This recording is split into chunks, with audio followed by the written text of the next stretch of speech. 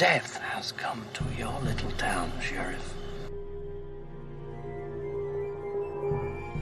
You're gonna need a bigger boat. Be my victim.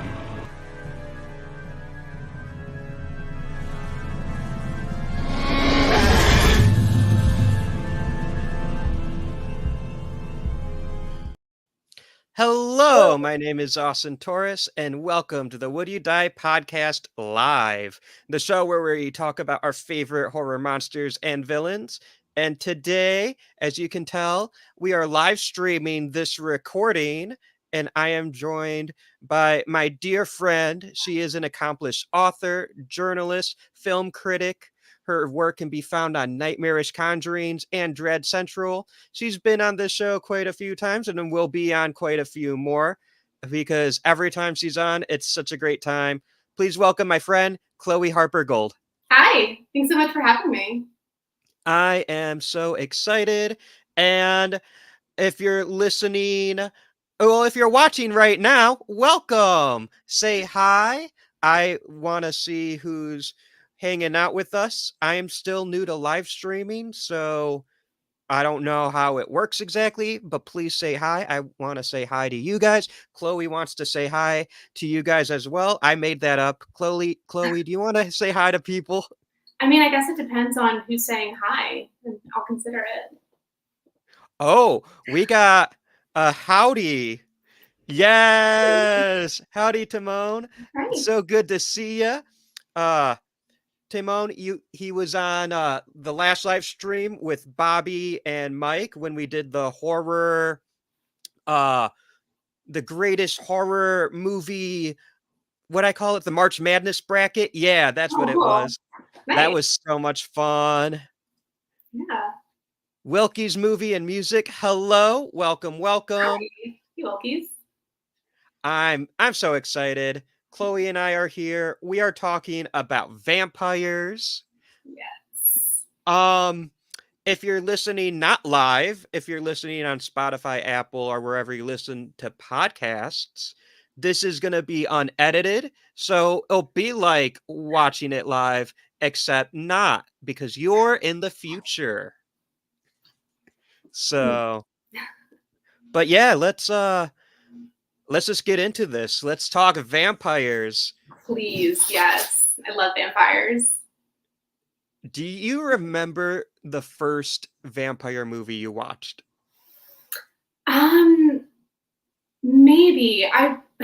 That's fair. I want to say it may have been Salem's Lot when I was in 6th grade, but I don't know. I feel like it might have just been not a Goosebumps episode. An episode of Are You Afraid of the Dark? I think they had 1 or 2 vampire episodes. I feel like I need to answer this question as well. Mm-hmm. I'm trying to remember. Yeah.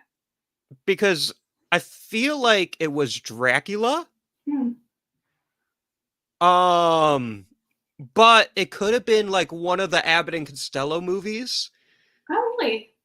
That had Dracula. I think some of them had Dracula. I haven't seen the Abbott and Costello movies since I was a kid.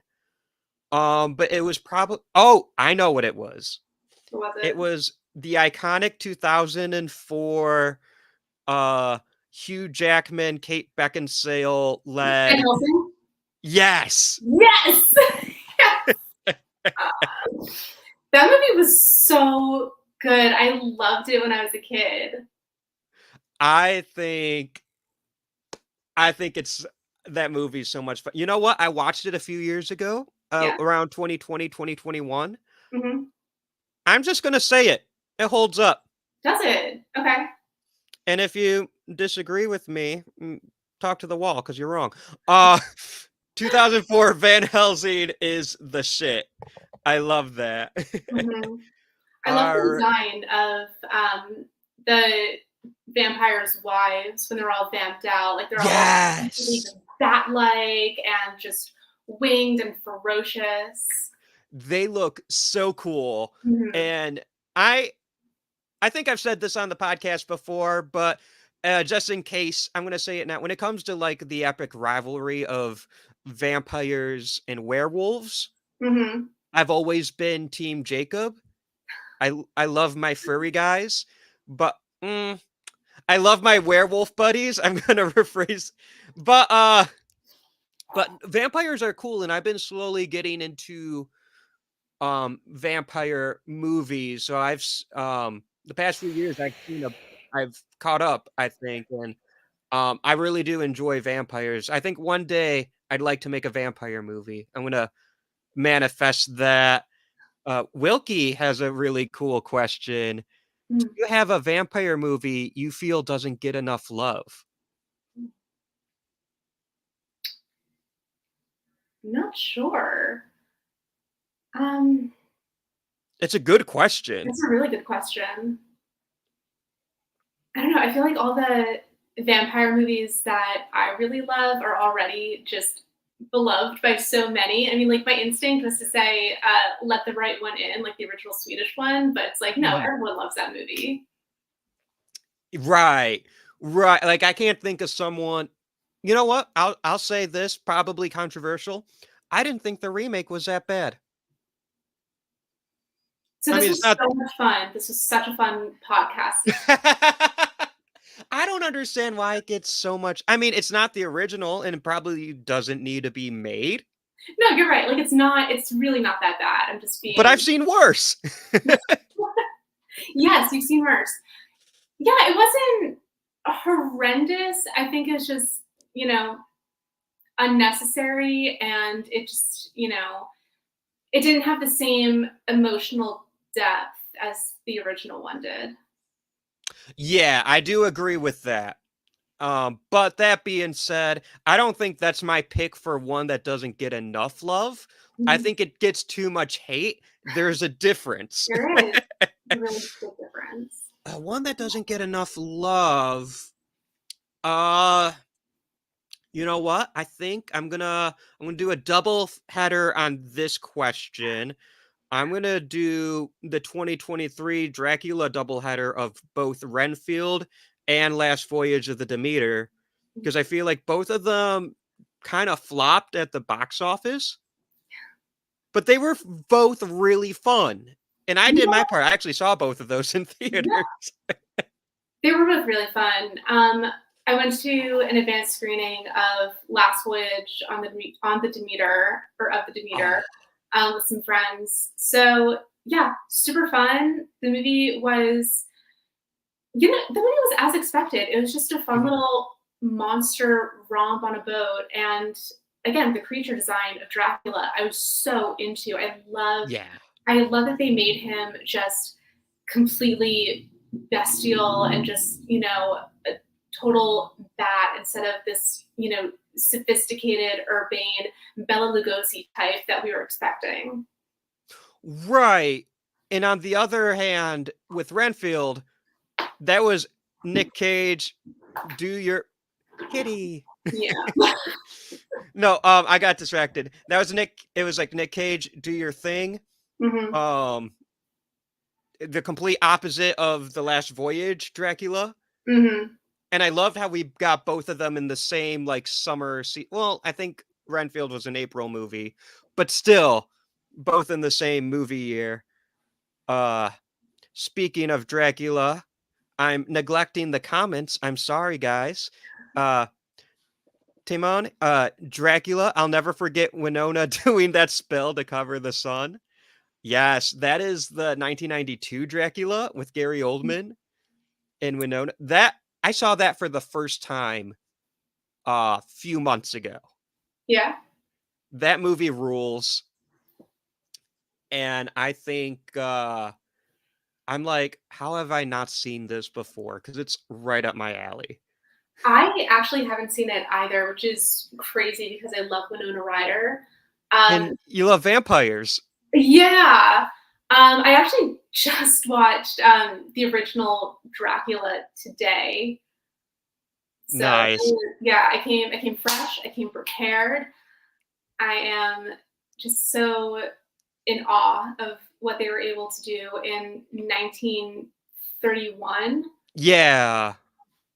And it's like, I believe Todd Browning directed that. He also did Freaks. That first Dracula movie, I believe it's the first Universal monster movie, or like the first classic one. They might have made a few beforehand, but Dracula was the hit. Mm-hmm. And I think Frankenstein came out the same year, but I think Dracula came first. Yeah, Dracula came first. I think I was just told that Bela Lugosi was offered the part of Frankenstein's monster and turned it down. So I I guess, think that's right. yeah. But yeah, that movie is so good. I can geek out so much about that first Dracula movie, so I'm going to. But first, I just want to make sure I'm not neglecting the peeps. Timon mentions Fright Night. I've never seen it. It's a lot of fun. It's fun. It's like a teen vampire. Next door neighbor is a vampire. It's fun. It's actually like it's a really good movie. So I recommend that.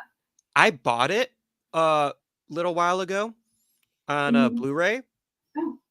I bought the remake though. But I haven't seen either, and I'm like, I don't want to watch the remake before I watch the original. But I don't own the original, and I haven't looked for it because I thought I bought it. But I'm like, this is the. I opened it. I was gonna watch it. I'm like, oh, this is the remake, which is fine. But I want to watch the original first. Yeah, I saw the original for the first time last year. I think it was streaming on Tubi. So Mm, maybe it's still on Tubi or elsewhere on the internet. they go. Movies just bounce around so often; it's hard to keep track. Hmm. But I do know the iconic poster. Yes. I think I saw like for the new movie Abigail, they did like a Fright Night inspired poster for that movie too. I'm like, that's cool.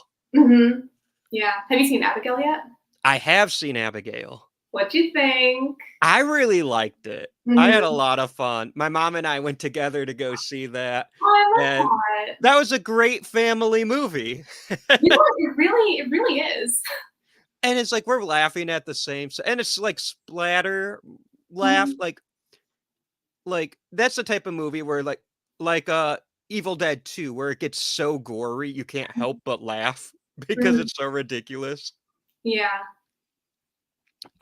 Wilkie says Let the Right One In is a good one, and I agree the remake is still good.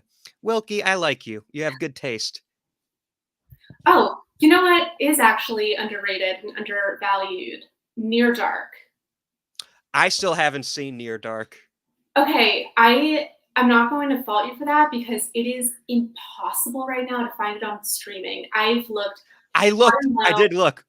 Like they tease you, I think on Amazon Prime, they're just like, we have this title, oh, but it's not available to stream in your country. So I don't know, you might have to get like a VPN or something just specifically to watch that.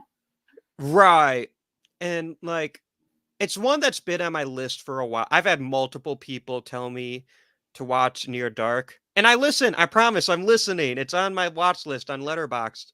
I just haven't done it yet. Oop. But I know it's Catherine Bigelow, right? Hmm. Nice. Yeah, it is. It's fantastic. It's a Western vampire horror drama with like, a hint of comedy. It's like dirty and gritty and just so wonderfully done. God, I really want to watch it again tonight and I can't because it's not streaming anywhere in the United States. How dare the studios? Right? Who gives them the right to dictate who gets to watch what? Right. It's not like they own the movies, except for the cases which, yeah, they do. But how dare they? Yes, we deserve to watch whatever we want to watch. And especially because the home media market's shrinking and changing, so it's harder to get Blu-rays. I don't think it's gonna go away, but it's definite like with like Best Buy getting rid of it, and I heard Target's getting rid of it. Um Why is it attacking me? Can you stop? Kitty. Oh, I think just, you know, the whole media market's changing. I think it's going to be more niche, definitely not as mainstream as it was with streaming kind of taking over, but we'll see. We'll see what happens. But Near Dark's one where like if I see it, I'm going to buy it. yeah, you should. Have we seen Byzantium? is that how you say it? Yes. I was Yes. about to say Byzantium. Oh, I wasn't that far off. I think it's Byzantium. But no, I haven't seen it yet. It's funny because we were talking about putting this on our list of movies to talk about tonight. Um, to answer your question, Wilkie, neither of us have seen it. But that's going to go on my watch list. It's Saoirse Ronan, I think, who's in it. Oh man. Okay. I'll If I'll bump it I, higher on my list. I think it came out in 2012 because I remember hearing about it, but I've not seen it yet. And Near Dark from 1987 is on Tubi now. It wasn't when I searched the other day, but I trust you. I trust you, Wilkie. Wilkie, if it's not on Tubi tonight, we are going to hunt you down and get you to give us permission to go into your house, and then we're all going to sit down together and watch this movie somehow.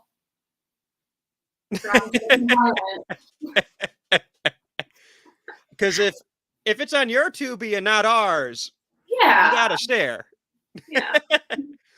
But I mean the streaming rights go all over the place. It's hard to keep up.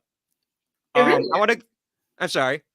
No, I said it really is. Like is it on Netflix? Is it on Shudder? Is it on Hulu? Or It's always changing. I know, it really is. I want to take us back to Dracula, the 1931 original. Mm-hmm. Something I love about that movie is that movie has like this motif of close-ups on Bela Lugosi doing like the crazy eyes. Mm-hmm. It's so good. I love it. Yeah. Also, close-ups on Renfield's crazy eyes. The guy who plays Renfield, I'm blanking on the actor's name, but man, what a performance! Like he brings the crazy. He brings like the desperate depravity that is that character. I wanted more scenes with Renfield, to be honest. I gotta say, Van Helsing in this movie, so much different from the 2004 Hugh Jackman classic. Yeah. It's like completely different, a completely different character almost. Yeah, if I remember correctly, it's closer to the novel. But it's been years. It's been years since I read the novel. Oh wait, but I just started subscribing to the Dracula Daily newsletter, and there's a what now?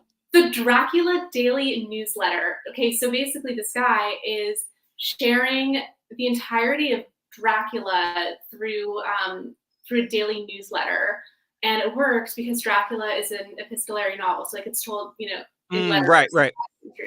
Yeah. So yeah, I'm just gonna read the first 7 installments because we're recording this on May 7th, and I have a fresh one in my inbox. Nice. Mm-hmm. My boy Evan's in the house. Here's to you, my friend. Love the crazy eyes. Dracula need 'em. Yeah, he do. Yeah. Mm-hmm.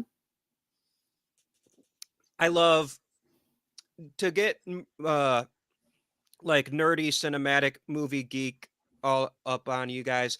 I love close-ups on eyes, are like facial features.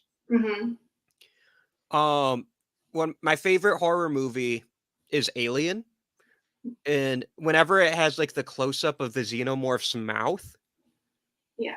and it's all like gooey and slobbery, and the teeth are like so scary and sharp. I love that. Mhm. There's a shot in American Werewolf in London where it's like the werewolf eyes like poof, like Mhm. open right away, and it's extreme close up on that. There's a lot of extreme close up on the dinosaur's eyes in Jurassic Park. The famous one with the T-Rex looking into the Jeep. Yeah. There's a lot of great ones with the Velociraptors. Yes, Clockwork Orange, Ooh, Crazy Eyes, top tier. Agreed, 100% agreed. definitely. I just love extreme close-ups on like eyes or like if it's a monster movie, teeth, you know? Mhm. You've seen Suspiria, right? The original? Okay, this isn't vampire related, but I'm gonna tell the story real quick. I saw clips of that movie back in the day, 2004, Bravo's 100 Scariest Movie Moments, Mhm. and the movie moment that scared me the most, poor 9 or 10-year-old Austin, was Suspiria. It it legit gave me nightmares, Oh. and, um, I have not seen it. I ki I know I'm a horror movie guy, I make horror movies, I, like, consume so many horror movies now. It's it's kinda my thing. I talk about it at least once a week. I know horror now. A lot of movies don't scare me anymore, but I'm scared of Suspiria. I refuse to watch it. You should give it another chance. It's such a I'm masterpiece, scared. honestly. It's beautiful though, just the colors and the score. It's It freaks me out. I did watch Deep Red I haven't recently seen for the that. first time. So, um, that's Dario Argento. No. Not a vampire movie, but relevant to this tangent. Um, I don't know, there's just something about Suspiria, and I watched, like, the first hour or the first half of, um, the remake. Mhm. I didn't turn it off, though. I fell asleep, and I haven't finished it yet. I recently rewatched that remake, actually. I liked what I saw, I just Yeah, turned it on too late. I actually really enjoyed it. It's It's good. yeah, it's radically different than the original, so I think it's better to just think of both movies as completely separate entities. Um, but yeah, the remake is gorgeous. Like, it is so beautifully shot and Yeah. so just brutal in its body horror. Yeah. I need to finish that still, but at this point, it's been a couple months, so I just need to just watch it from the beginning. What did you think about watching Dracula for the first time today? You know, I don't know what I was expecting, but I don't know, I really enjoyed it. There's something so cozy about really old movies, specifically really old horror movies. Like, Yeah. um, I don't know, just black and white, the I guess vocal cadences of everyone. Like, they weren't doing a transatlantic accent, obviously, but Mhm. I don't know, everyone just spoke so clearly and with such passion. Yeah, I don't know. It was good. I really enjoyed the experience, to answer your question. Well, movies from the 30s, I feel like they have this theatricality to them. Yeah, for sure. And while there are some gems in the 40s, I Mhm. think the 40s is really hampered by the Hays Code. Wasn't the 30s also Hays Code? Y- But not all of the 30s. So, like, Frankenstein gets away with throwing a kid in a lake. King Kong eats a bunch of people. I think the Hays Codes came in like halfway through. So, with Frankenstein's monster throwing poor little Maria in the lake, which is okay. So, brief tangent. Yeah. So the 30s Frankenstein was the very first horror movie that I watched, like, intentionally. Mhm. Yeah, when I was, like, a very young kid, I decided to just embrace my spooky and creepy, predilections and just I think I said to my parents, like, "I wanna watch every horror movie," and, like, I really wanted to do it, like, in order, like, chronologically, because I've always been such a fucking nerd.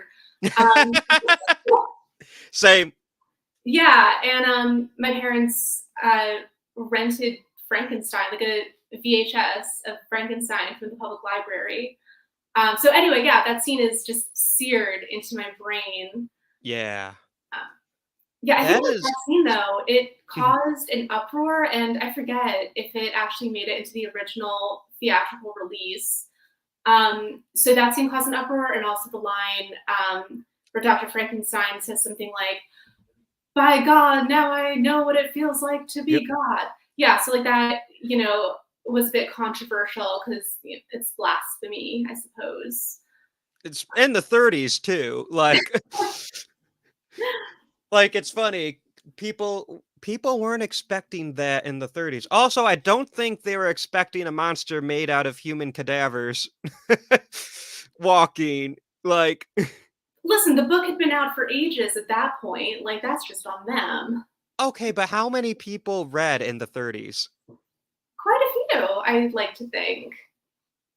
I like Well, to think. maybe. I just think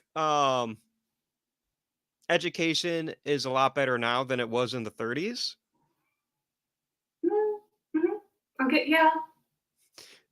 But and it's like cinema is so new. Yeah. Like nowadays we see Frankenstein is like, "Oh, that's great makeup." Back in the day it's like, "Holy shit, that motherfucker's real." Mhm. Um I love that. Nosferatu creeped so Dracula could I fly. love that. That's so good. I love that so much. Have you seen the 1920s Nosferatu? I haven't. Um, it's been on my list for so long. I just need to set aside, like, what, 2 hours to watch it. Mhm. Um, yeah, I definitely like, I would recognize it, of course. Like, I know all the classic, clips of it. Yeah. Just have to watch it. Have you seen it? I saw it a l I thought I saw it in college, I think. Hmm. I think I saw it in college. Or it was a little bit before, a little bit after, but it was years ago when I saw it. But my first memory of Nosferatu was in the hit children's television show SpongeBob SquarePants. Yep. The episode with the hash slinging slasher. And God. then who was flickering the lights? It was like Nosferatu. so that was my introduction to Nosferatu. As with us 90s 90s kids, if you're in the chat and you're a 90s kid, you got to give me a hell yeah. And if you're not, well, you can hell yeah something later.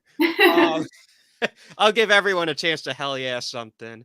But Are you excited for the upcoming Nosferatu remake? is that the Robert Eggers one? Yup. I'm Yes, so I'm very excited. excited. I am a Robert Eggers fan. I think he is 3 for 3. Hell Mhm. yeah in the chat.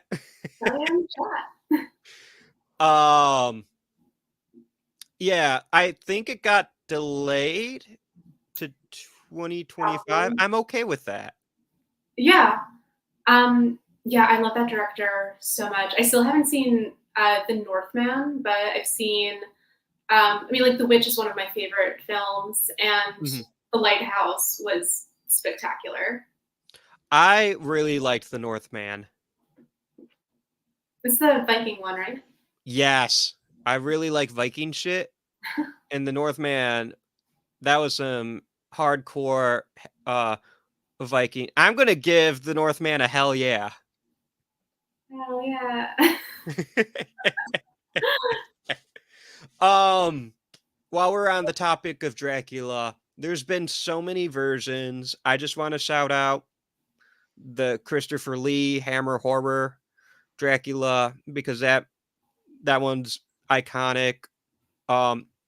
Gary Oldman, Francis Ford Coppola doing Bram Stoker's Dracula. There's some iconic shit in that. I'm a bit partial to Nick Cage's portrayal in the Renfield? Renfield. Yep. And I really liked Last Voyage of the Demeter. I'm sure there are more Dracula movies. Oh, I know the perfect Dracula movie.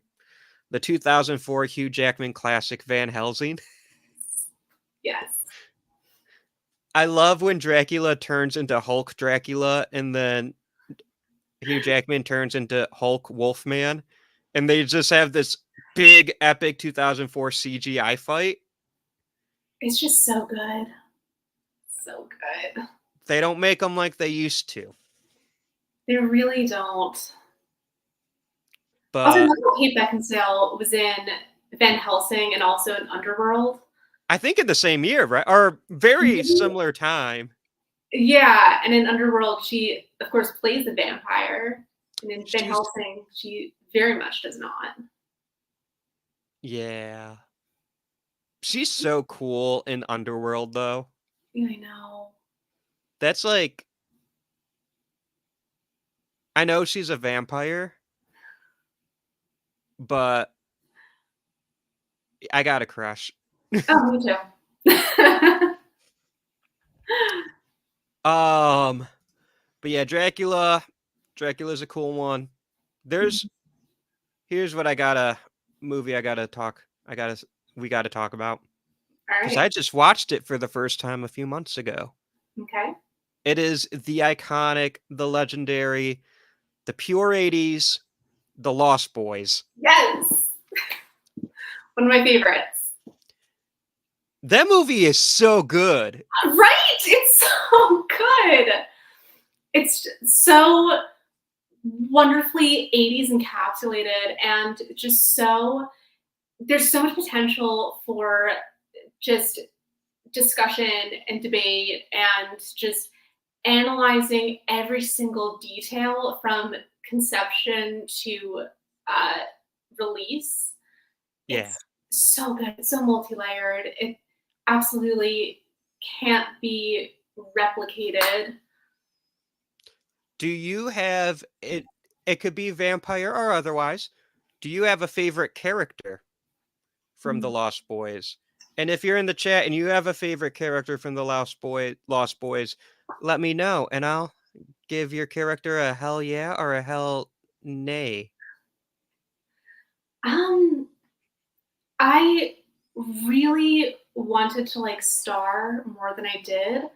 I was more intrigued by her, Mm-hmm. and I keep on being intrigued by her every time I watch that movie, and I keep getting let down. The first time I watched that movie, I swear to God, I thought that the big reveal was going to be that Star was the head vampire all along, and that she was just entrapping Michael and his family, and I was so disappointed when she was just a damsel in distress. Like, how lame is that? Come on. Yeah. But I did like how it was like the dweeby guy Oh, because yeah. the reason why I like that is I like his motivation of like my boys need a mother. It's so sinister. It's so fucked up and twisted. Like, okay. Yeah. Like, let's break this down even further. Okay, so we have this middle-aged man, outwardly. Okay, so he has eternal life, superpowers, social capital, and financial means. Okay, so he's feeling some kind of way. So he turns four, I guess they're teenagers. I guess they're supposed to be teenagers, like 4 teenage boys Yeah. who presumably don't come from good homes. I'm guessing. I mean, like, who's going to be most vulnerable to a predator, which is Right. what Max is. He's a predator.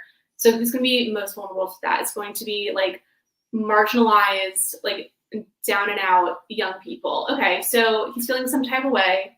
He wants to play house. So he turns 4 vulnerable youths, gives them money, a place to live, eternal youth.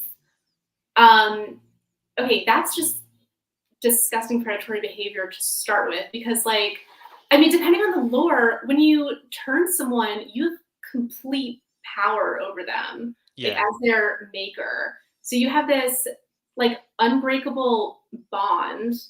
So you're forcing this bond on people who probably don't know what they're getting into, and you're gonna have that forever.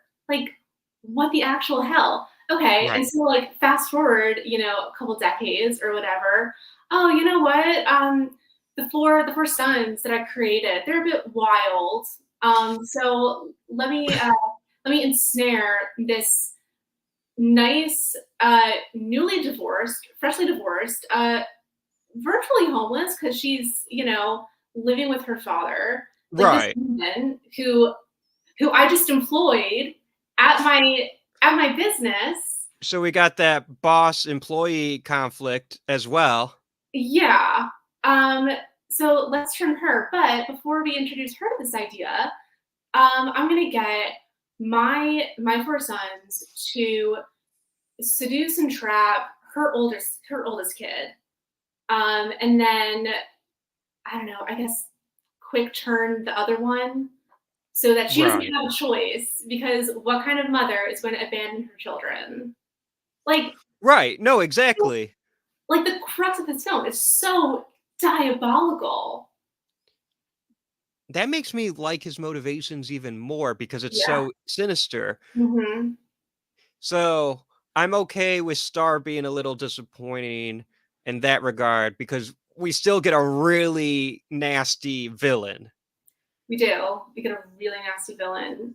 No, I'm so disappointed though. We never get to see Star's vamped out face. Like, we get to see Laddie's. We don't get to see Star's. Right. I wanted to see Star with fangs and just chiseled out bone structures hissing away. I'm kind of glad we don't get to see that Why? because I have too many crushes as it is, and that would just end me.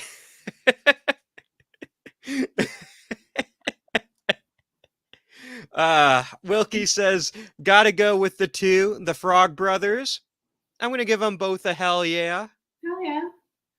I I enjoy Corey Feldman trying to do like that deep voice. I think it's fun. I think that's a fun character quirk that he chose. I Hmm. really like that. And it's funny because it's hard it's hard to meet it was hard for me when I first watched The Lost Boys because it was just a few months ago. It was Halloween time. That Hmm. was like my classic horror movie I haven't seen yet watch for Halloween. And I grew up watching Gremlins and I watch Gremlins like nonstop. It's one of my favorite movies. Hmm. So I'm used to seeing Corey Feldman like it's much smaller. And then like I really like the Friday the 13th movies and he's much younger when he's in the 4th one. And it blew my mind. I'm like, because I know what Corey Feldman looks like now, and I know what he looked like then, but like seeing him in between, Hmm. it was like it was cool. We're Uh, fighting for truth, justice, and the American way. yeah. um, I'm gonna say who my favorite character is. I don't know if he counts, but fuck it, it's my podcast. I'm going with Nanook. Yes. Yeah. Hell yeah. Love that Nanook. Love that When, dog. when the dog like tackles a vampire Or what does he do? Tackles him into the holy water bath, right? Or am I remembering it wrong? Yeah. Yeah, he jumps on Paul, I think, and pushes him into the holy water. Yeah. I Like really like Nanook. that other dog though, too, Thorn. And Oh, that's the vampire's dog, right? yeah, and I'm really wondering like what happens to Thorn now that his I don't know, his not his humans, that's for sure. His his vampires are gone. Like, what does he do? Who's I gonna take think. care of Thorn? Well, I think he's just a good boy now. But who's gonna take care of him? But that dog was massive. That dog will find a way. But my headcanon is that dog just kind of finds its way and is buddies with Nanook now. I hope so. And they adopt him. And That'd be nice. who's gonna prove me wrong? You can't go against my headcanon. That's a really good point. So that's the headcanon now. But if I had to pick, I don't know. It's Nanook. Nanook's my favorite. I like a lot of the characters. My thing with the Lost Boys is when I first watched it, after it was done, I was like, that's it. I want more. Yes. I was like the whole Anakin Skywalker. I want more, and but I know I shouldn't. But like, I think it's the world building they did in it. It just it just felt so much bigger than the movie actually was. Mm-hmm. Yeah, I wanted more backstory on the vampires because they were more interesting than the humans. Yeah. Kirby asked me a question. Chloe, do you think vampires have bad breath? Hmm. You know what? I'm gonna say no, and here's why. Um, they need to blend in with people, right? And so, like, our sense of smell is really like it's not as strong as other animals, but like we do pick up anomalies. And so if a human looking person is talking to us and they have like death breath or if they like smell like a corpse, we're going to be really put off and not want to be around them. And so it would make them a less effective hunter. So no, I think that they carry little bottles of Listerine and they have they have good dental hygiene. That's what I think. I'm going to answer this question as well. Mm-hmm. I think the vampires from 30 Days of Night have horrible breath. Yes, they do. They absolutely do. Well, they're not trying to blend in at all. Yeah, they don't give a fuck. No. But I like to think that maybe they don't have like bad breath, but maybe they have like maybe a quirk where it's like easy to miss, like maybe there's like a hint of iron in the smell. Ooh, that's interesting. I love that. That's really interesting. It makes sense. Right? Mm-hmm. So that's what I'm thinking. That's a great question, Kirby. Thank you. Robert Pattinson absolutely has bad breath, but that's just a lifestyle choice.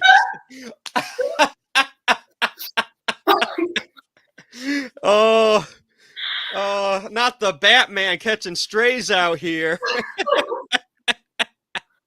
Oh man. Oh my goodness.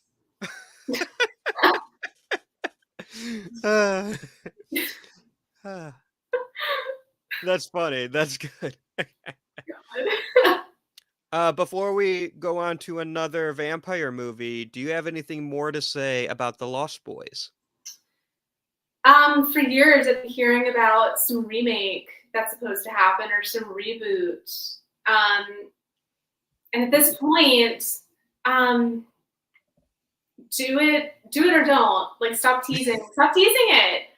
Either do it and do it well, or don't do it at all, because if you do it poorly, it's just going to anger a lot of people. And I feel like there are better things to do with your time than anger people over stupid things. I feel that. Hi, Kitty. I did hear they announced a couple months. Time is an enigma. But they announced a musical coming based off of The Lost Boys. Yes, they did. And Patrick Wilson's one of the producers. Oh man, do you plan to see it? I assume it's gonna go like to Broadway first. Mm-hmm. So probably not. I'm not in the New York area. I probably won't get to see it until it tours. Mm-hmm. And that usually takes a couple years.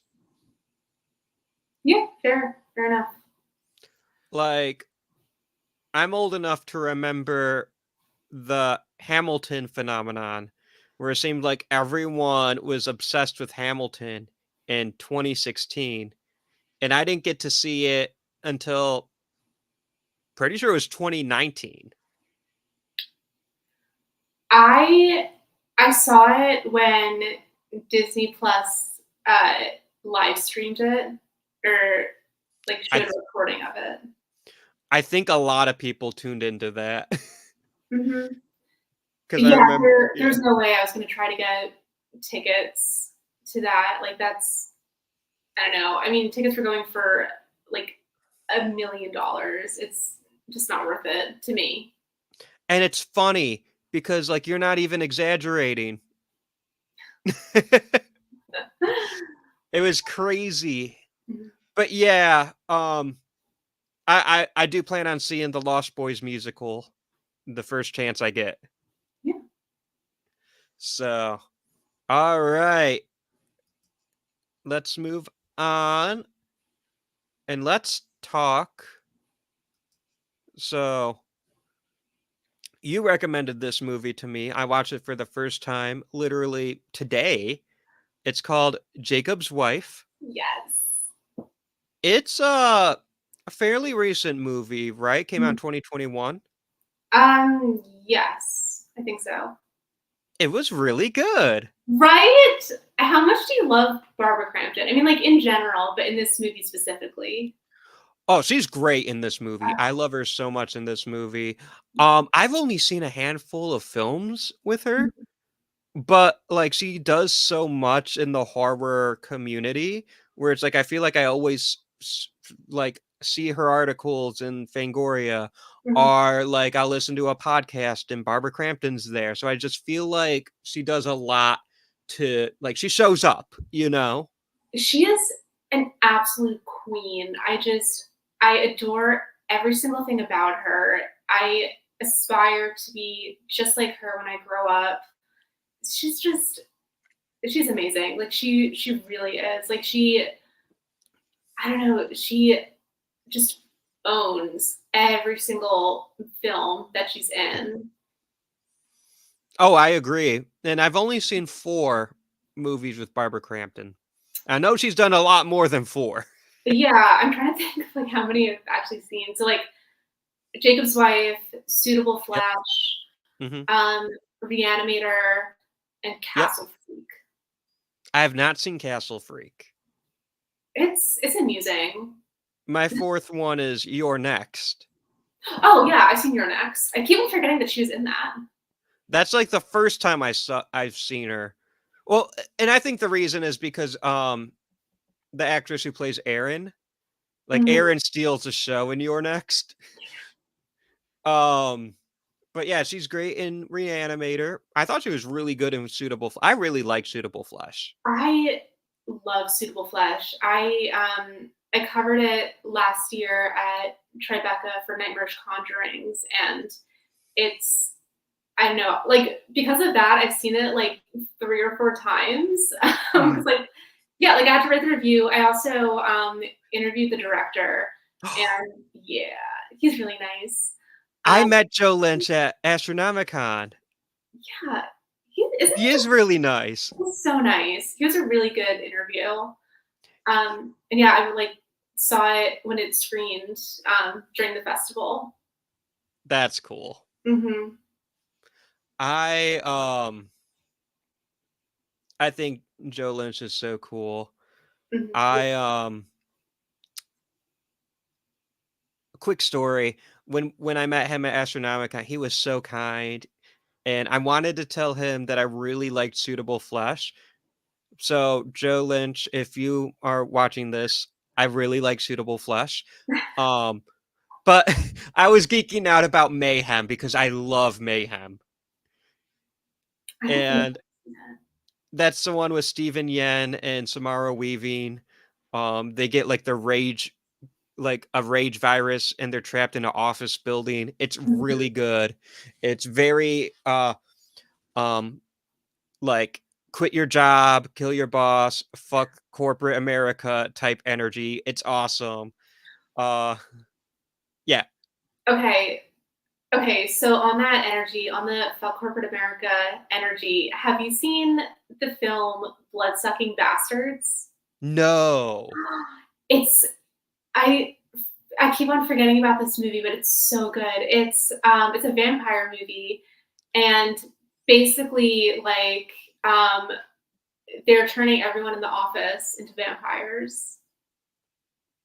It It's sounds like something that needs to be on my watch list. it absolutely does. It's so good. It's a comedy, like, it's a horror comedy. It is so just I don't know, the gore is really Mm, satisfying. okay. I gotta check that out. Mhm. Kirby is asking, have you seen John Carpenter's Vampires movie? In this film, vampires are not romantic. They smell like death, and they have really shitty breath. Yeah, um, it's going on the list, though. I have not seen it either, but I've not seen all of John Carpenter's movies. I feel like I've seen the big ones, Mhm. but I haven't done the Gauntlet yet because I Same. know I haven't seen Village of his. I think it's a remake of Village of the Damned. I haven't seen that one. Um, I've not seen Escape from LA. I have not seen Assault on Precinct 13. I haven't seen the one he did with Chevy Chase. I'm sure there's more I haven't seen.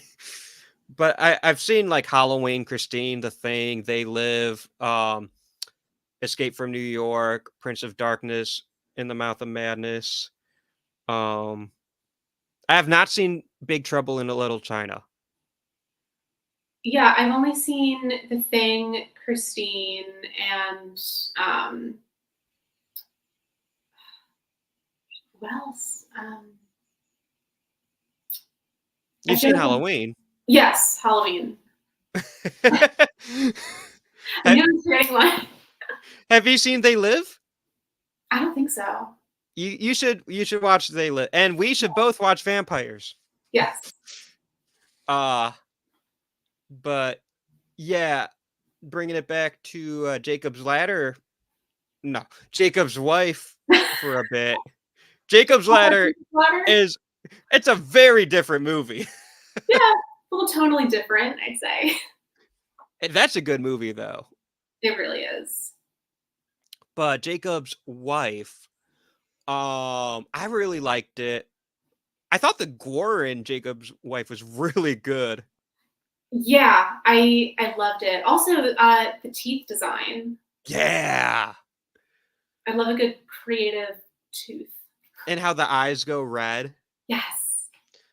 If they had a few more close-ups, like extreme close-up on like Dracula style close-ups, I would have been like 5 stars out of 5. Perfect movie.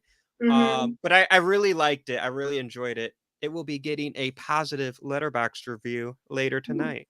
How much do you love, Larry Fessenden in it? I don't think I've seen him before. But I know he's like a director because he has a werewolf movie coming out, which also has Barbara Crampton in it. Yeah, for a hot second. Yeah, it screened at Brooklyn Horror Film Festival this past year. It's really good. I It's want to see it's that. not like it's like more Wolfman than werewolf. It's I'm cool with that. yeah, I love the cinematography on it too. I'm cool with that. That's one that's on. I'm very eagerly awaiting its wide release so I can watch it. Is it dropping on Shudder or Netflix or somewhere else? I have no clue. We'll find out. Well, yeah. Do my job and find out. No, I said we'll find out. Oh, I thought you said go find out. I'm like, No. yeah, you're right. I do need to. But I really like Jacob's Ladder. I thought it was. Oh my god, I did it again. I really liked Jacob's Wife. I like. I think it was. I think it was on. Not Evan giving me the shade on my own show. But I think it's Bonnie Aarons who plays the nun. She is the master. Oh, wow. Okay, yeah, I can see that. And that character is really cool as well. And I'm not going to spoil Jacob's Wife for anyone. So if you guys have Shudder, watch Jacob's Wife. It's really good. It gives the Austin 2 thumbs up, hell yeah, approval. And I just got to say I love how it ended.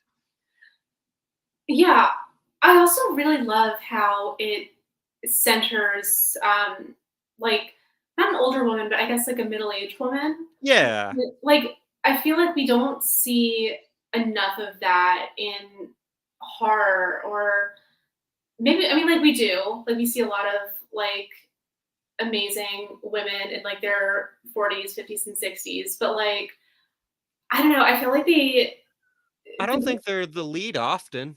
yeah, I don't know. I just really enjoyed how they dealt with age in this film, and like Yeah. those shots of Barbara, like pulling her skin back, and just inspecting her face, and it's just like it's honest, and I really appreciated that. And like I said, I have not seen a lot of movies with Barbara Crampton in them. hmm But I think this is the first time I saw her in a lead role. Normally, when I've seen her in You're Next, she's a supporting role. I've seen her in Reanimator, she's a supporting role. hmm Suitable Flesh, she's a major role, but I still think that's a supporting role. Yeah, in Castle Freak, she has a leading role. Okay. And I figured she's like done them, but like this is the first time I personally saw. So I was like, yeah, she's awesome. She is. Love her. And yeah, the teeth, so cool. hmm I really enjoyed it. I'm glad I managed to sneak it in. Guys, I literally watched it right before setting up for this. I got home from work, I made my dinner, I sat down, I ate while I watched it. Honestly, like I was watching Dracula when I was doing my makeup. So I feel you. And just trying to do Bela Lugosi's just perfectly lined and shaded lips. Gotta give a shout out to that. And I know you mentioned the cinematography in Dracula earlier today. hmm I just want to mention it again. It's good. It's so crisp. It is. Yeah, that's a good way to describe it. It looks beautiful. Kirby asks, Chloe, do you have vampire fangs? Can you put them? Can I put them? Okay, so no. At this moment, I do not have vampire fangs, which really sucks because I was a vampire for 2 Halloweens in the past, and I had these really good prosthetic fangs, like that, go over your teeth and like you mold it to fit your mouth. And I must have lost them or thrown them out stupidly. But no, Kirby, to answer your question, I do not have vampire fangs. When I was doing my makeup, I was going to put some fake blood on, just to be festive, but I decided against it. But yeah, this is Ben Nye Dark Blood aged. If you're watching this, this is what the bottle looks like. It's really good. I used it for my Halloween costume this past year, which was not a vampire. I went as the girl with the ribbon around her neck, if you're familiar with that story. You were telling me that, and I was like, I don't know what that is. And you made me look it up. I did. I was like, what the hell? And isn't your life so much better now that you know that story? I can't prove that it's not.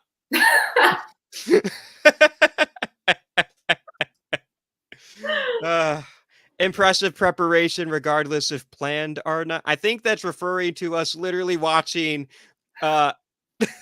vampire movies today. Fair. Yep. Thank you. Yep. For doing that. He's right. You're right. That's Cat. Yeah. I have 2 of them. One is off camera, but this one loves to be on camera. A star. She is. She loves attention. We agreed that we're not going to go deep on this movie. I just need to shout it out real quick because, look, it's a sin for the Mexican host to not talk about the Mexican vampire movie on his vampire episode. So I gotta briefly just shout out From Dusk Till Dawn. That movie fucking rules with a capital F. It's so good. It is. I feel bad about not remembering much from that movie. It happens. It happens. I remember enjoying it. I very clearly remember that scene with Salma Hayek, as I think you can't forget that scene. No, everyone knows that scene. Everyone knows what scene I'm talking about. When you say that scene with the capitals. Yep. I love that movie though. I think it's so much. It's dark. It's twisted. Yeah, it really is. And because it's so cool and slick, and Robert Rodriguez is one of the most stylish directors out there, I think it's easy to forget that Quentin Tarantino really made nasty characters for this one. Yeah, it's hard to know who to root for in that film. Yes, Matt, I agree. Robert Rodriguez's best film. Although I do have to say, I fucking love Desperado. That one's a close second for me. But yeah, I love that. I love From Dusk Till Dawn. Cat vampire movie win. Okay, tangent time.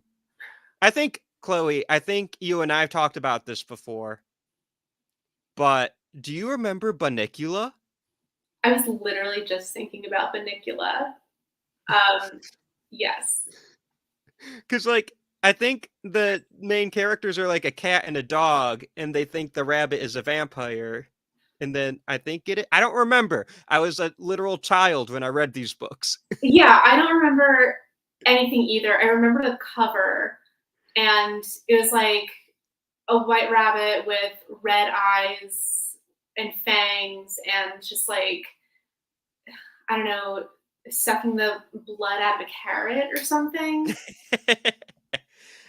If I ever made a kids movie, I would love to try to adapt Bunnicula. You should. There's a graphic novel of it now. That's cool. Okay. I don't know, Matt. I don't know if you're talking about From Dusk Till Dawn or about Bunnicula. I really hope it's Bunnicula. From Dusk Till Dawn would be a dope graphic novel, and I need it ASAP. But I really hope you're talking about Bunnicula right now. Because that would make my life. But yeah, I think there's a good movie for kids. Like, it'd be a great gateway horror. Yeah. Yeah, I agree. It's not too scary, but a good introduction to the genre. Okay, yeah, so Matt is confirming that the graphic novel is of Bunnicula. Guys, we won. We won. Thank you so much, Matt. You don't know how happy I am right now. Yes! I need this. I need this. The first thing I'm doing when this episode's done is honestly probably going to bed, but tomorrow morning, I know what I'm ordering. Mm-hmm. But yeah, I love From Dusk Till Dawn. I want to talk about a movie that I have not seen in a long time, but we need to talk about it. Can you walk us through Salem's Lot? Yeah. I mean, like, I don't know, can I? There's so much going on in that movie. There's so much going on in the book. There's more going on in the book. Do you see how thick this book is? Like, it's, it's incredible. It's so incredibly done. It is so disturbing in the best possible way. I'm gonna need to get an audiobook of that, because that'll be fun to listen to at work. Yeah. Maybe not at work, unless you have headphones. I got headphones. All right, yeah, go for it. And if I didn't, then I'm entertaining my coworkers for free. Yes. Wait, quick side story. Yeah. Okay, so I love horror podcasts and I love true crime podcasts. My first year that I was in LA, I was like driving back home from work and in LA traffic, and it was a nice day, and so my windows were down, and I was listening to an episode of My Favorite Murder, and it was an episode that they did about Fred and Rosemary West, who they were a husband and wife serial killer duo. They were, just despicable, obviously, but like, think of the worst people and then like amplify it, and then you get Fred and Rosemary West. Anyway, so I'm in traffic, windows are down, I'm listening to this horrible story, and I guess like something's not clicking in my mind. I think like I forgot that the windows were open, because like I kept on seeing like from the corner of my eye, like the guy in the car next to me just like looking over and like giving me like the looks like, what?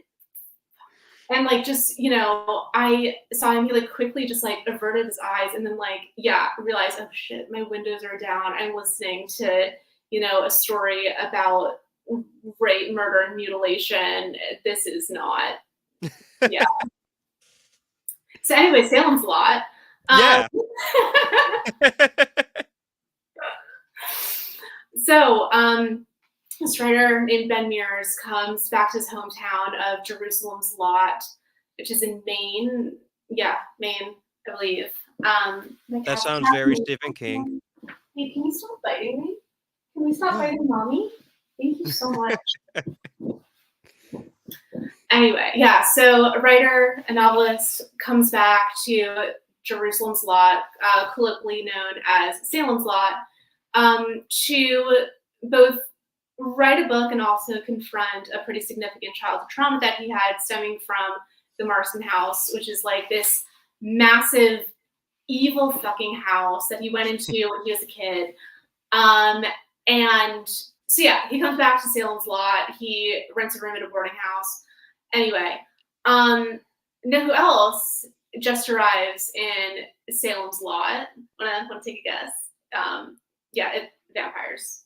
Oh, I was like, Jack Torrance. Close, but no. Yeah, so vampires move in, and they do what vampires do, which is wreak havoc and turn people and cause a whole big ruckus. But what I love most about Salem's Lot is that the horror element doesn't rest on vampires. Like the real horror is the horror of the small town, like of Salem's Lot, because like in the movie it goes into it, in the book it goes deeper into it. Like the people are so dysfunctional and depressed, and a lot of them are really violent. Like there are a few characters, like there's a couple that is just plagued with this really intense domestic abuse, and like those scenes were just more harrowing to read than like the actual vampires, which is what Stephen King does so well. Like it's never about the monster in his books. Like it's always about the people, and it's about how horrible humanity can be to each other. Yeah, I 100% agree, because like I have not read Salem's Lot, but I have read it, and I'm drawing a lot of parallels, especially with the small town being like if I remember correctly, Pennywise is what's kind of corrupting Derry, but like there's a lot of all the isms, racism, sexism, genderism, homophobia, like all the horrible things. Transphobia, not transgenderism. That's what I meant. Yeah, I'm sorry. But like all the prejudices are taking place. And like Carrie, he's kind of delving into kind of like more religious themes and more like repression and what that does. And Christine, I think that you could read Christine in a bunch of different ways. I think addiction probably is addiction,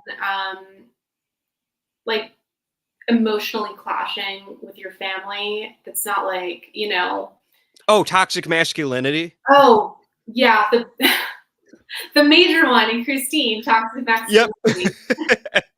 Oh, and how can I forget? There's fucking bullies in all of them. Yeah. Stephen King really, he loves writing about bullies, which is understandable because villains are really fun to write. And I feel like,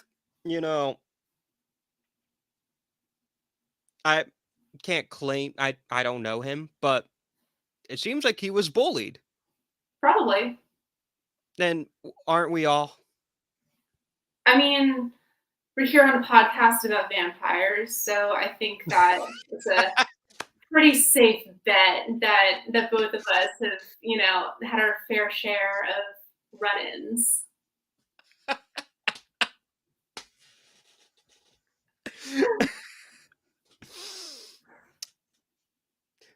At least I wasn't the only one when you decided to like just throw shade on the both of us. At least we're in this together, Chloe. We're in this together. You know what? We moved past it, and we are funnier people for it, I'd say. Look at us now. Look at us now. We're on a horror podcast. We did it. We did it. Go us. But no, that was funny. Oh, that was good. I'll transition from one Stephen King book to another. Well, while we were setting this up, you said you were going to try to watch this film. Did you end up watching Dr. Sleep? Yes, yesterday I did. Yes! Let's go. Oh, What did you think? about it? Holy shit. I didn't read the book, and part of the, like, that's part of the reason like why I was putting it off so long, because like I wanted to read the book first, because I'm a but yeah, you know, we did this, and so I watched it yesterday, and oh my god, there are two scenes that just destroyed me. Yeah, one is obviously the baseball kid scene. That was Yep. oh my god, that was horrible to watch. Like, so well done, so perfectly executed, but oh my fucking god, like brutal, just absolutely brutal. That kid Jacob Tremblay, such an actor, like such a great actor. Yeah. Yeah, and the other scene is the opening scene with Rose the Hat and the little girl, I think Violet. And I'm being so serious right now. Watching that scene made me feel physically ill. Like I felt like I was gonna throw up. It was just so sinister. It was like when she says, honey, it's the special ones that taste best. Yeah. Villain shit. Like I'm literally getting chills. But like before that, just like, so Violet talking with Rose, and Rose, you know, doing her little magic thing with the hat and the flowers, and you hear a twig snapping, and the next shot is just like just one other person, just like in the woods, just like at a distance, and then it goes back to Rose and Violet with like more things, and then another twig snapping, and just like everyone just standing there, and you just like you see the little girl just like, you know, realizing immediately like, oh my god, I'm in danger right now, and she can't do a goddamn thing about it. And just nauseating, honestly. I don't know what this says about me, but I have a huge crush on Rose the Hat. But okay, hear me out. Here's the thing. I can fix her. Oh god. You know what? Okay. You can fix her. I can make her worse. Yeah. Fix her up, I'll make her worse. I'm okay with that. But oh my god, I love Dr. Sleep so much. I think Rose the Hat is one of my favorite movie villains of the past couple. Oh my god. Is it raining? Is it? Hold on. Holy shit. It's raining so hard right now. Is that unusual for where you are? No, I just wasn't expecting it today, and I wasn't expecting to hear the rain through my noise canceling headphones. Oh wow. Yeah, like that's how hard it's raining right now. That's really cool. Love that. I wish it was raining. It's not unheard of. It's not like the worst thing in the world, but it just caught me off guard. Speaking of being caught off guard, I loved Dr. Sleep. when Yeah, I saw it. it was fantastic. I saw it 3 times in theaters. Wow. I know it didn't do well at the box office when it first came out. I did my part. It wasn't because of me. um, I got a hot take. What's your hot take? Doctor Sleep is much better than The Shining. Yeah. Are you talking about the book or the movie? The movie. I can't speak for the book. Yeah, absolutely. Yeah. I like The Shining. I'm not a hater, but it's not my favorite. I think it's iconic. Mhm. The icon like one of the most iconic movies ever made. Yes. But I'll be honest, I fall asleep during it sometimes. It's just not my favorite. Like if I were if you asked me to name my top 10 favorite Stephen King adaptations, I don't think I'd list The Shining. Wow. I mean, fair enough. It's still a very good movie though. I'm not a Yeah. hater. I really like Stephen King though. Me too. Doctor Sleep though. Oh my god. Also, I love Mike Flanagan and I love basically everything that Mike Flanagan does. And I okay, one of the things that I love most about him is that he Mhm. keeps using the same actors like in all of Yes. the things. And so I'm watching Doctor Sleep and I'm just like, oh my god, like I recognize Violet. She was one of the kids in Haunting of Hill House. Mhm. Yeah. And just like recognizing like a bunch of other people from like his various other like shows and movies. I love that, and it just says so much about him as a director and as a filmmaker that so many people just want to continue working with him. Yes.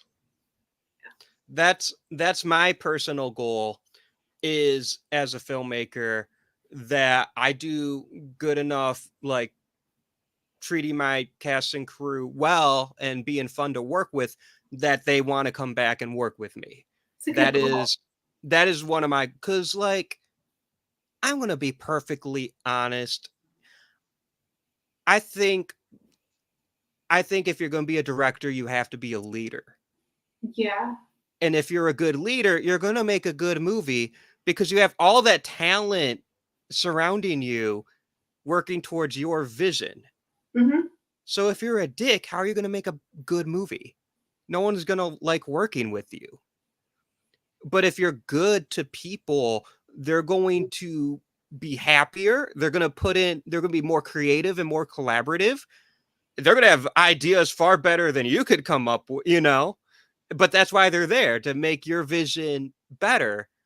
So if I feel like to be a good director, you have to be a good leader and you just have to be good to people. And then you're going to make a good movie regardless because people want to work with you. That's my philosophy. For sure. And Jason says hello from Seattle. Hi, Jason. Jason. Jason is super cool. He's also a filmmaker. If you guys are watching or listening, check out Jason Glenn. He's got some great films. Speaking of like working with great people, Jason's someone that I'll be working with in the future for sure. Nice. But yeah, back to Doctor Sleep. Okay, so Mike Flanagan and Yes. Deke Loving. Mm-hmm. I Oh oh man, I wasn't expecting that in this movie. I mean, like nope.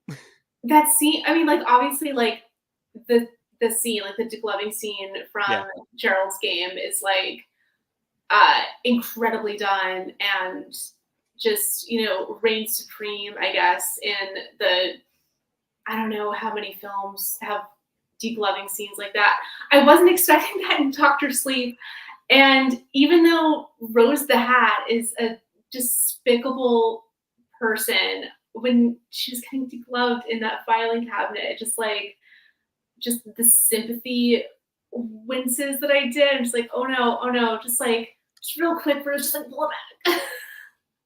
Not me. I thought it was satisfying because she earned that.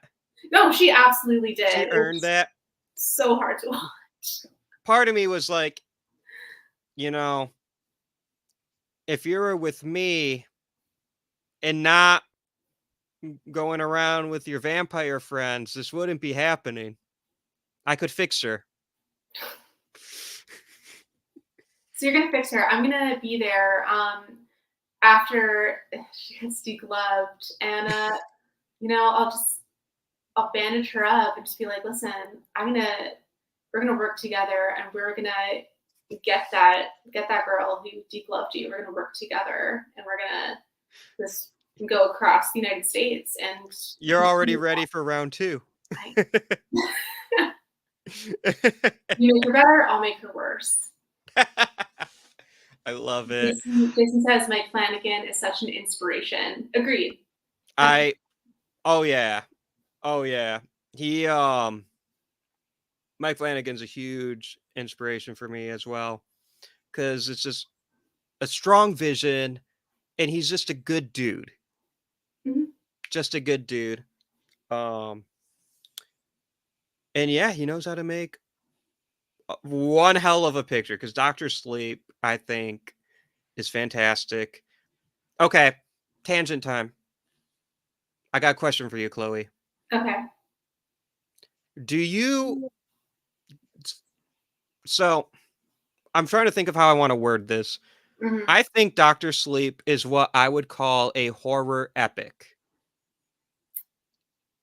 in the sense that it is epic in the sense of like an old school epic movie like Lawrence of Arabia or Citizen Kane, a movie that spans multiple years or multiple miles. Like, it's a big movie in terms of scope. Mm-hmm. Because you can make a big movie that's not epic. Like, this is going to sound like a slight. It's not. But like Spider-Man No Way Home is a good example of, it's a big movie, but it's not an epic, because it's one city, a handful of characters over a short period of time. That's not what an epic is. Now, because it's like the 3 different Spider-Man, people might like call it epic, but I think that's a different use of the word epic than what I'm using. Like, obviously, every Lord of the Rings is an epic. Uh-huh. Or every Star Wars movie is an epic. Mm-hmm. But that, like I said, like, I think Lawrence of Arabia is like the epic. Or Gone with the Wind. Citizen Kane, like, these are epics. I think Dr. Sleep is an epic. Sure. Yeah, I mean, like, if you're going with the definition that you laid out, sure, yeah, Dr. Sleep is an epic. What are other horror epics, do you think? I guess It. Oh, it's a good example. Yeah. It's concentrated mostly on Derry, but it spans like 37 years. I would consider it because of the scope. It doesn't have to be both, but it has to be at least one. Like Dr. Sleep is both. Mm-hmm. Spans the entire US. The Stand. Stephen King loves his epics. He does. He really loves his epics. I'm gonna say The Omen is an epic. It takes place over technically 5 years, but it's really like a prologue and then the movie. But it travels a lot. You're in the United States, then you're in London, then you're in Rome. Like, and the stakes are like super high. Mm-hmm. Is literally the devil. No, he's not. He's the Antichrist. But I think that kind of like falls under what an epic is. Like, so many horror movies are one single location, or like takes place over 2 days. Mhm. And I don't know, I thought that it was fun to think about. Dracula's an epic. Yeah, I had a lot of fun thinking about this just now. Cool. The Lost Boys is not an epic, because No. that takes place over a week and it's one city. Mhm. It has epic characters. You know what really bothers me about that movie? I mean, like, it's such a small thing, but right before the bike race on the beach, David says to Michael, um, "Do you know where Hudson's Bluff is? Like by the point?" Mhm. No, because he just moved to that city. Just like I didn't even think about that. little practical details that just like you can't think too hard on because then you're just gonna get hung up on stupid things. I think The Lost Boys is one of those movies that ended up way better than, like, it was anticipating, if that makes like, I get the vibe where it's like, "Hey, we're gonna make a vampire movie, have a lot of fun, and whatever happens, happens." And it ended up being one of the most iconic films of the '80s. Yeah, the original draft of the screenplay had the characters a lot younger, like Mhm. middle school age, and like they were leaning more into the whole like Peter Pan thing. And then, yeah, I think the screenwriters told like, no, no, no, age it up to like teenagers and young adults, and like make it sexy. So we did. And it worked. It did. It really worked. Worked a lot better than I'm guessing the original idea for the story would have. I wonder I wonder if in that alternate reality, if The Lost Boys becomes what it is, if they don't make that change. Um, I'm gonna say no. I do have to say, the best part about that movie, hands down, Cry Little Sister. Yeah. Yeah. That is, like, might be one of my favorite songs made for a movie. It's good. All movies. All It, movies. it's a banger. Just for fun, I'll give you a top 5 at this moment. I could change it up tomorrow, but at this moment, I would say Austin's favorite, like, top 5 favorite songs made for a movie is My Heart Will Go On from Titanic, The Rainbow Connection from the Muppet movie, Cry Little Sister from The Lost Boys.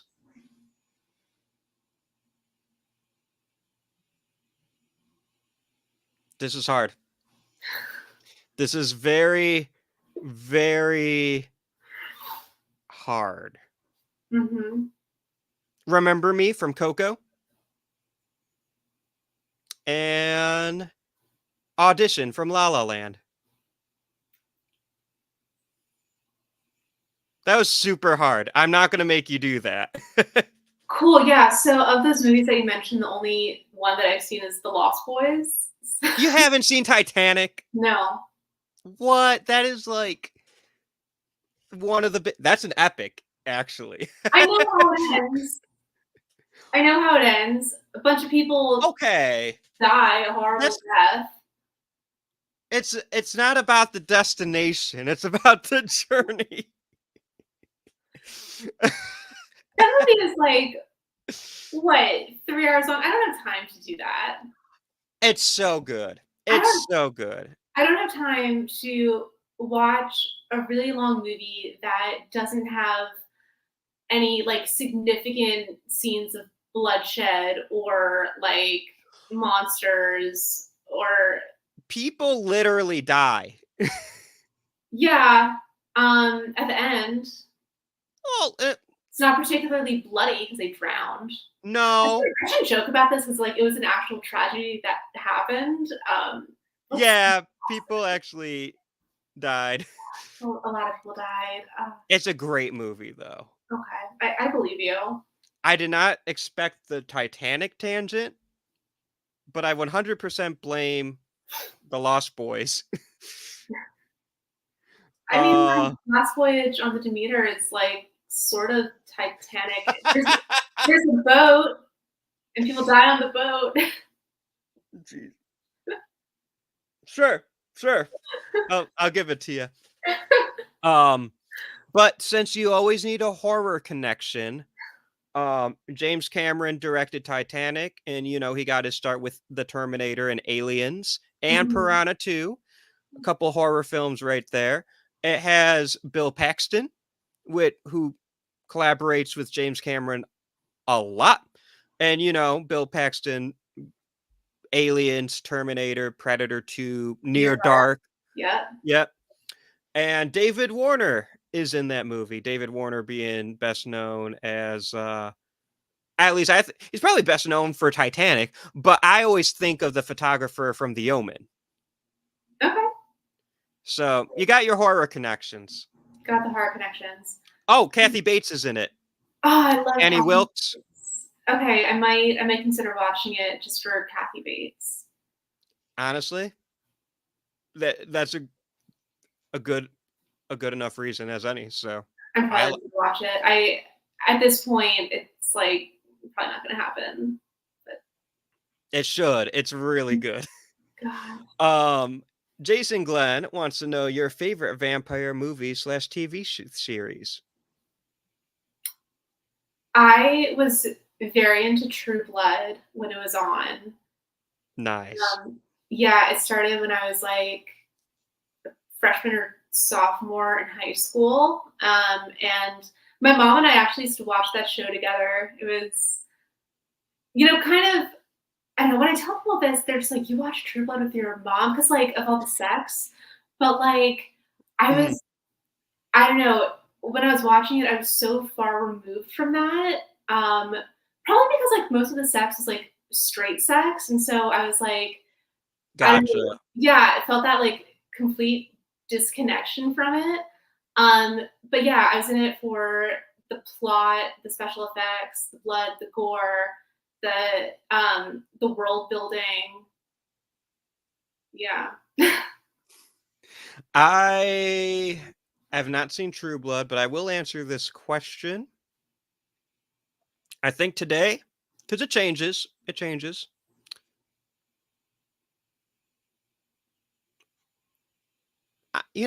I'll say Dr. Sleep. Okay.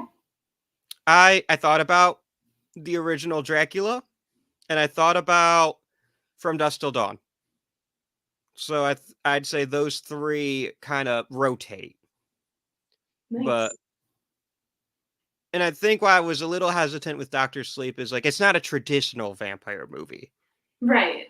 But it is a vampire movie. So but I've seen The Lost Boys recently, so that's a brand new contender. I literally saw Jacob's Wife today. I don't know if that would be my favorite, but I really liked it. So it could be a contender. I think 30 Days of Night is really good. 30 Days of Night is really good. It's a TV show. So have you seen the TV show version of Let the Right One In? No. It's surprisingly good. Like, I was really nicely surprised by it. It's on Showtime. I'll have to check that out.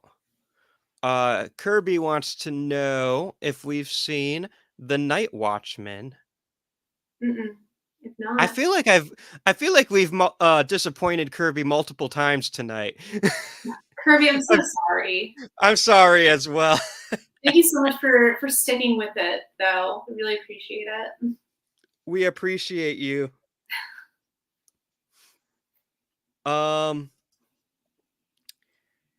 Jason is torn between Midnight Mass and What We Do in the Oh, I loved Midnight Mass. Oh my god. I was thinking movies, so I wasn't thinking of TV. If I had a favorite vampire TV show, it is Midnight Mass. Mm-hmm. 100%. Another Mike Flanagan phenomenon, masterpiece. A phenomenal masterpiece. Yes, or a masterful phenomenon. Right. Right. I like where your head's at. I fucking love Midnight Mass so much. Mm-hmm.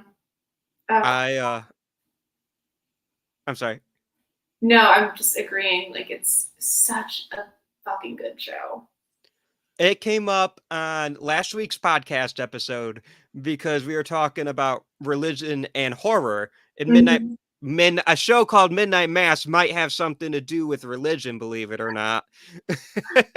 But no, I love Midnight Mass. It spoke to me because I had a very Catholic upbringing to the point where like I actually was an altar boy. Yeah. At one point in my life. Yeah. And Midnight Mass kind of like help articulate complicated feelings. That's interesting. So I loved it. What We Do in the Shadows is a great movie. It's a great TV show. Probably one of the funniest I've seen. But if I had to pick a vampire TV show, 100% Midnight Mass. Nothing else compares for me. Mm-hmm. It has that Mike Flanagan flair. And because we had a whole Titanic tangent, there is a connection between Midnight Mass and Titanic. What is it? They use the hymn song Nearer My God to Thee in very crucial story moments. Cool. Like in Midnight Mass, that's what the townsfolk are singing at. It's the Yeah. I don't want to exactly say it in case you haven't. If you guys haven't watched Midnight Mass, watch it. I don't want to finish my thought because I don't want to spoil it. Skip ahead 15 seconds. Spoiler alert. It's the end of the show. It ends with that hymn song. And it's so beautiful and heartbreaking. It's like a bittersweet ending, and I love it so much. And that hymn song is so beautiful and it's used so well in the show. Titanic, they use it, spoiler alert for Titanic, one of the biggest movies of all time, and I'm surprised when someone hasn't seen it. No shade though. Not throwing anyone under the bus. There's a famous moment that's parodied a lot and everything from like the Simpsons movie parodied this scene. But there's this famous scene where the musicians are playing one last tune as the ship is sinking. And it's the same song as that they use in Midnight Mass. Got it. So yeah, moral of this live stream is Austin's a much bigger fan of Titanic than he thought he was.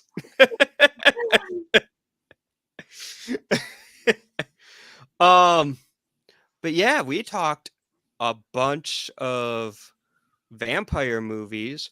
Real quick, what are some like other vampire movies you want to just mention that we have not talked about tonight?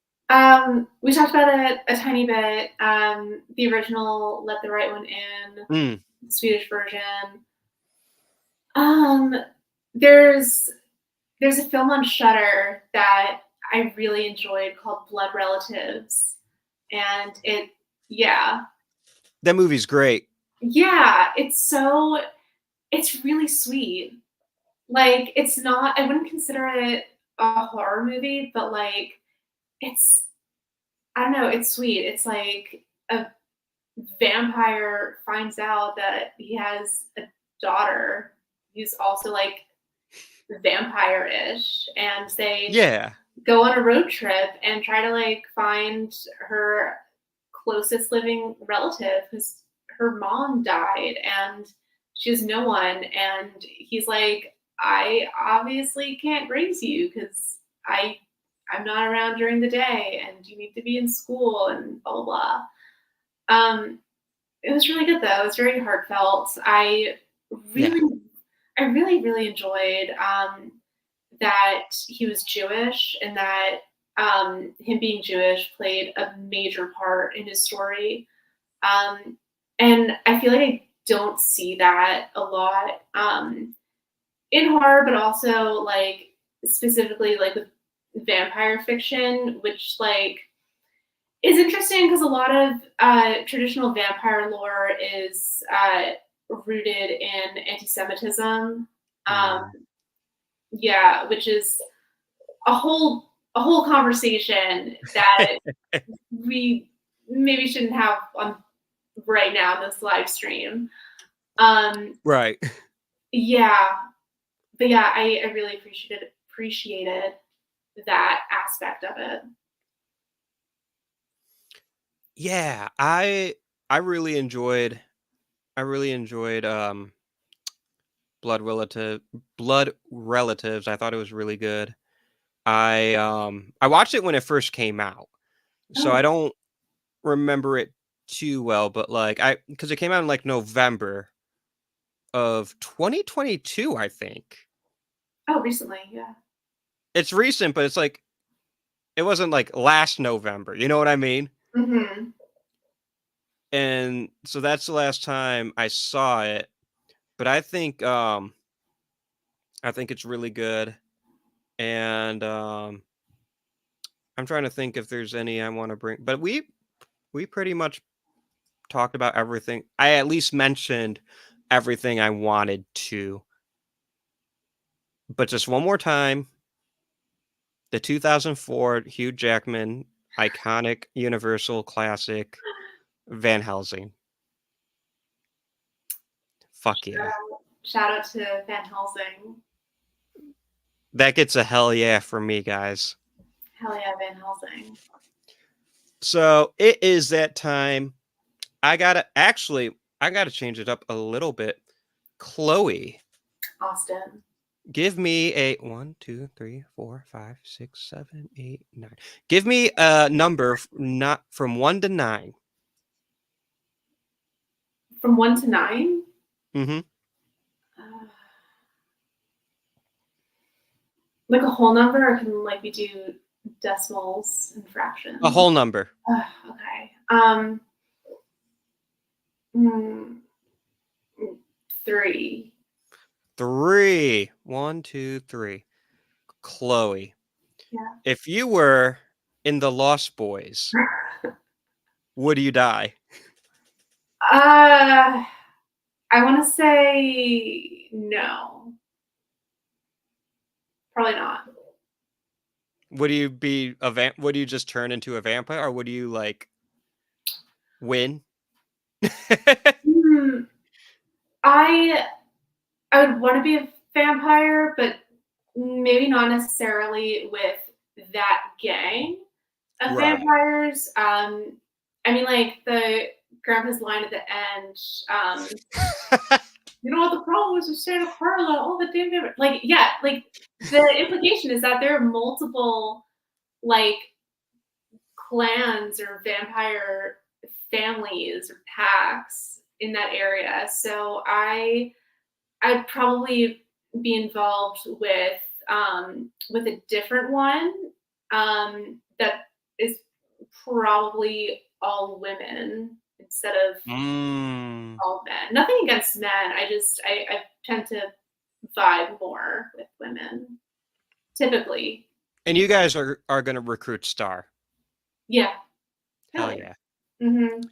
Yeah, we would see her among this pack of idiots, and she's like, "Hey, um, we have good music. We have a better dwelling than whatever cave situation these adolescent boys are in. Better dwelling situation, um, and we have better liquor and better weed. So come with that, Star. We got you." Jason has the right idea. Chloe, you need to make the Lost Gals. I feel like wasn't there already like the Lost Girls or the Lost Gals? I don't know. I just saw the Lost Boys last October. I am not the one to answer that. there were like one or two sequels of the Lost Boys, and I think that one of them had like a girl gang in it. I could be wrong because I haven't seen either of them. I could be wrong, but I get the sense these were direct to video. Yeah, probably. I think so. Yeah, we need like a full support from the studio theatrical release remake. The Lost Gals. Make it happen, Chloe. The Lost Gals. They're just gals being pals. Gals being pals. I love it. And I guess it'd be a sin if I don't answer the question. Mm-hmm. Give me a number from 1 to 10. Or 1 to 9, I'm sorry. Wait, so I still have to pick the number? I can't pick my own number because I know the list. Oh, yeah, I guess that makes sense. Okay. 9. Okay. Would I survive or would I die if I was in doctor's sleep?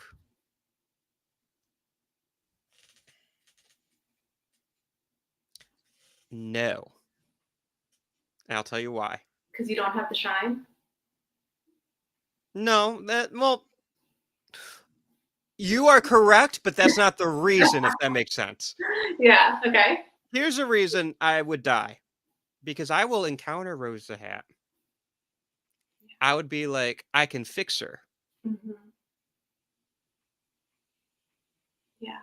And that will lead me to my grave. Like, immediately. I'm okay with it. You know, you die... a happy man. Yeah, you die a happy man. You die, I don't know, just with a smile on your face because you got to interact with the beautiful and fierce and just fabulous Rose the Hat. I could fix her. Yeah. What if I did? Then what if you fixed her? What if you told her that you could fix her? Oh, if I just straight up told her I could fix her, I'm dying right then and there. And I would agree with her. No, I don't think you die right then and there. I think that she would lead you on, take you to like an abandoned beach or field or parking lot or something, and she would gleefully torture you with or without her family. I think she would enjoy doing it solo though, and just like having an audience. If we're being honest. I've no objections. I would also be partaking in the glee. Okay. You know what? Yeah. So I would die, but I would win. Okay. Yeah. So yeah, I liked my draw. I love Rose the Hat so much. I want to be here for Halloween this year. That'd be cool. Do it. That'd be really cool. You have to do it now. All right, I'll think about it. You be Rose the Hat, and I'll also be Rose the Hat. Well, then you'd have to come to New York and celebrate Halloween with me in person. Never say never. Yeah. Let's do That'd be fun. That would be fun. That'd be really fun. Alrighty, guys. Thank you so much for joining us for this live stream podcast recording of Would You Die? I had so much fun talking vampires and Titanic and vampires and Rose the Hat and vampires and Cry Little Sister and vampires. And we went over a bunch today. So, Oh shit, this was 2 hours. But Doesn't I time fly? was it? Doesn't time fly when you're having fun? It does. It really does fly. So thank you everyone for joining. I'll let everyone go to bed. I have to go to bed myself. Before we go though, Chloe, can you let everyone know where they can find you on the social medias? Should you want Yeah, to be found? I have the social medias. I have I have the Instagram. I have two. I have one that is YoClo13, and I also have a horror specific one that I'm trying to resurrect, called Chloe the Final Girl, and there are underscores between each word. So Chloe underscore the underscore final underscore girl. So those are my Instagrams. I'm also on Twitter under YoClo13, and I'm on TikTok, and my TikTok name is stupid. It's Chloé with a million Y's, but you can find that link on my link tree, and the link to my link tree is in my Twitter bio because Instagram keeps blocking it. They're How terrible. how dare they? I know. And do you have any projects or anything that you want to mention or plug or yeah. Yeah, I'm covering the Tribeca Film Festival this year, which starts in June, which is in 1 month from now because we're in May. So if anyone is going to Tribeca this year, hit me up and let's meet up and say hi and talk about horror movies or your topic of choice. Hell yeah. This has been so much fun. If you're still watching live, thank you so much. I appreciate you being here. I'm gonna do more live streams because this is fun. I like the interactivity with it. So yeah, guys, thank you so much and have a good night. Good night.